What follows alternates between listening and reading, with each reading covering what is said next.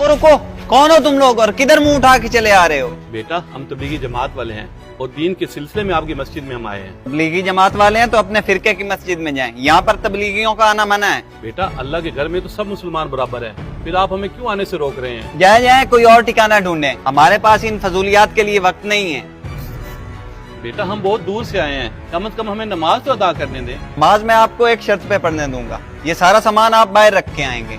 ठीक है बेटा, जैसे आप खुश हो जाएं। ठीक है, अपना सामान यहाँ पे रखें और जल्दी जल्दी नमाज पढ़ के चलते बने।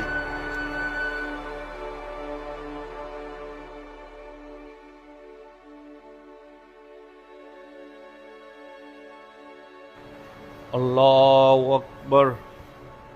अस्सलामु अलैकुम व रहमतुल्लाह। अस्सलामु अलैकुम व रहमतुल्लाह। अमीर साहब, मस्जिद तो अल्लाह का घर है, फिर ये लोग हमारे साथ ऐसा कैसे कर सकते हैं? अमीर साहब अब हम क्या करेंगे? ये तो यहाँ हमें किसी सूरत नहीं रहने देंगे।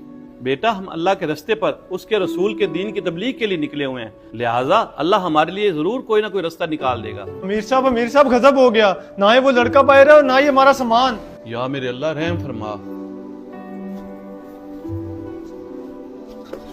अमीर साहब यही तो पड़ा था।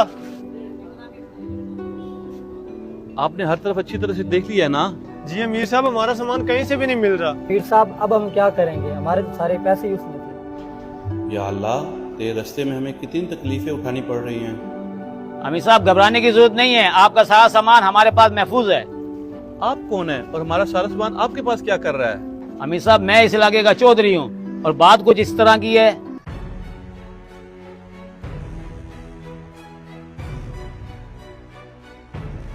ये सामान तो तबलीगी जमात वालों का लग रहा है। अरे बिरार, ये किसका सामान है? कोई मेहमान आए हैं क्या? नहीं छोटे साहब, ये तबलीगी जमात वालों का सामान है। तुम्हें ये सामान कहाँ से मिला और तुम इसके साथ क्या कर रहे हो?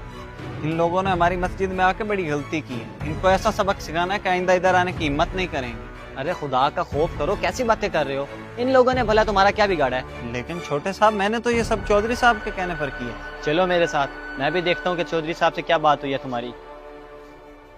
अरे अब्बा जान, आपने इनको क्यों तबलीगी जमात वालों का सामान उठा के लाने के लिए कहा है? बेटा ये लोग गुस्ताखे रसूल हैं, तुम्हें नहीं पता, ये लोग नेकी करने का दिखावा करते हैं। अब्बा आप मुझे ये बताएं, क्या आपने खुद कोई गुस्ताखी सुनी या कोई बुराई देखी है इनमें? नहीं, मुझे तो अबरार ने बताया वो लोग गलत हैं। अब्बा आप भी किसकी बातों में लग गए?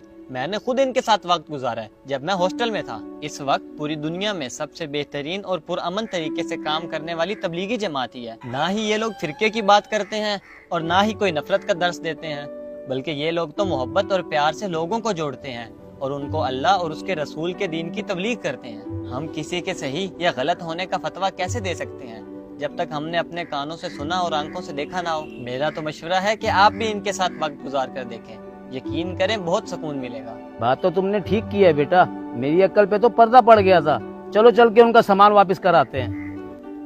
हमें आपके बारे में गलत बताया गया था, लेकिन मेरे बेटे ने मेरी आंखें खोल दी। अब सिर्फ आपका सामान ही नहीं बल्कि मैं भी आपके साथ ही हूँ। मैं भी आप लोग हम बिना सोचे समझे इन लोगों पर फतवे लगा देते हैं, जबकि ये लोग अपनी जान, माल और वक्त खर्च करके अपने लिए नहीं बल्कि हमारी भलाई के लिए निकलते हैं और हम इन्हीं को दिक्कत देते फिरते हैं।